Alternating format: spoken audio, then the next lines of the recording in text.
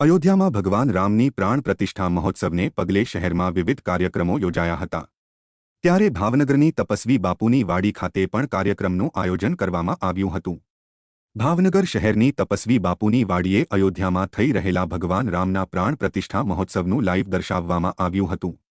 જો કે ત્યારબાદ મહાઆરતી અને યાત્રાને પ્રસ્થાન કરાવવામાં આવ્યું હતું।